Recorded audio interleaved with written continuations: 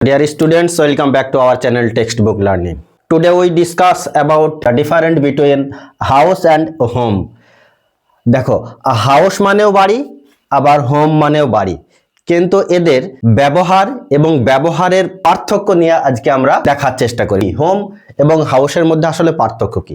দুটোর অর্থই হাউস এবং হোম, দুটোর অর্থই সাধারণত বাড়ি, কিন্তু এদের মধ্যে তফাৎটা কোথায় বা এদের মধ্যে পার্থক্যটা কোথায় সেটাই আমরা দেখার চেষ্টা করি।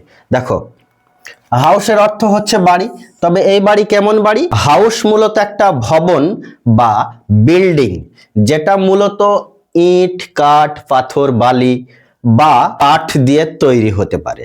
এই হাউস সাধারণত স্থায়ীভাবে বসবাসের উদ্দেশ্যে তৈরি নয়।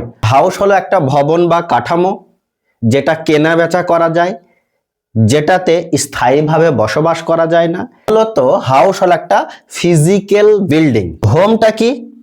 হোম মানেও বাড়ি, অর্থাৎ হোমের অর্থ হলো বাড়ি, তবে এই বাড়িটা কোন বাড়ি?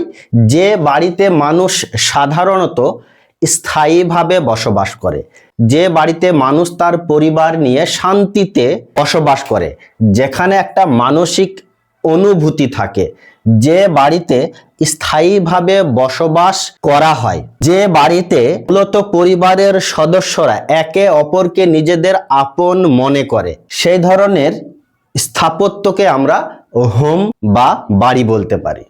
এই হোম বা বাড়ি হলো মূলত নিজের জায়গা। এই হোম হচ্ছে মূলত নিজের জায়গা, অর্থাৎ নিজে স্থায়ীভাবে বসবাস করার উদ্দেশ্যে নির্মিত স্থাপত্য।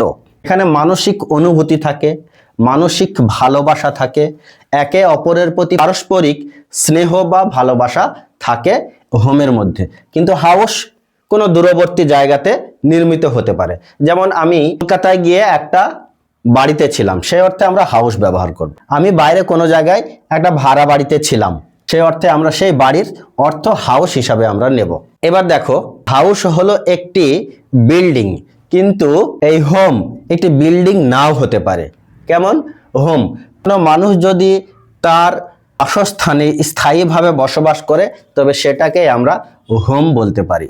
যদি কোনো সাধু বটতলাতে বসবাস করে, হয়তো কুঁড়ে ঘরে বসবাস করে, তাহলে সেই কুঁড়ে ঘরটাই হচ্ছে তার কাছে হোম, অর্থাৎ বাড়ি।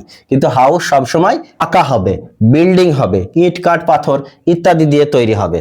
এবার কয়েকটা উদাহরণ দেখি আমরা। এবার এই উদাহরণগুলো দেখো, কোথায় আমরা হোম ব্যবহার করব এবং কোথায় আমরা হাউস ব্যবহার করব। প্রথম উদাহরণে কি বলা আছে দেখো, আমি একটি বাড়িতে ছিলাম। অর্থাৎ মনে করো যে আমি কোনো জায়গায় বেড়াতে গিয়েছিলাম, সেখানে আমি একটা বাড়িতে ছিলাম, অর্থাৎ আমি কিন্তু অস্থায়ীভাবে ছিলাম, একদিন দুদিন বা কয়েকদিনের জন্য সেখানে ছিলাম।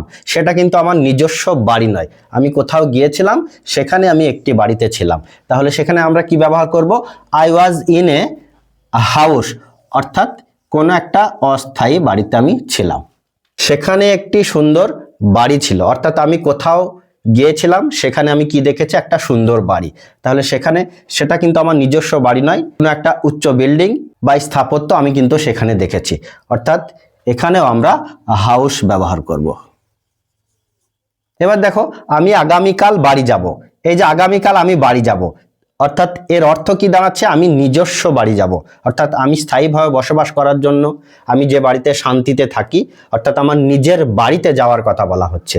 তাহলে কি বলা হচ্ছে? প্রথমে যে শান্তিতে বসবাস করার উদ্দেশ্যে বা স্থায়ীভাবে বসবাস করার উদ্দেশ্যে নিজস্ব বাড়িকে আমরা হোম বলবো। তাহলে এক্ষেত্রে আমরা হোম ব্যবহার করব। I shall go home tomorrow, অর্থাৎ আমি আগামীকাল বাড়ি যাব। এবার দেখো, এই হোমের আগে আমরা বা হাউসের আগে আমরা কেন টু ব্যবহার করলাম না?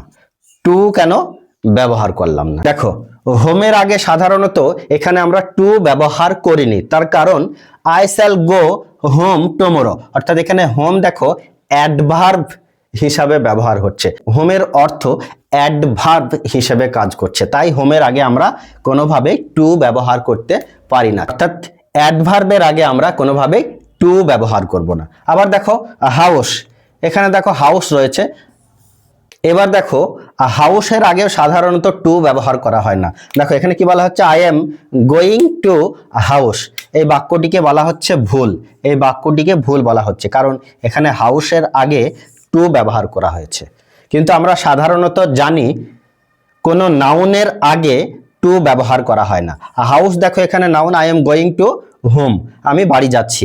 এখানে হাউস কিন্তু মূলত নাউন বা নামপদ, নামপদের আগে বা হাউসের আগে কোনোভাবেই টু ব্যবহার করা হয় না। তাহলে হাউস নাউনের আগে সবসময় কি ব্যবহার হয়? যখন আমরা কোনো নাউনের ব্যবহার করি তার আগে অবশ্যই আর্টিকেল অর্থাৎ এ এন অথবা দা ব্যবহার হয়। তাই দেখো এখানে আমরা দা ব্যবহার করেছি, এই বাক্যটি সেজন্য ভুল এবং এটা হচ্ছে ঠিক। অর্থাৎ সরাসরি নাউনের আগে কোনো সময় টু ব্যবহার না করে আর্টিকেল এ এন অথবা দাকে আমরা ব্যবহার করতে পারি।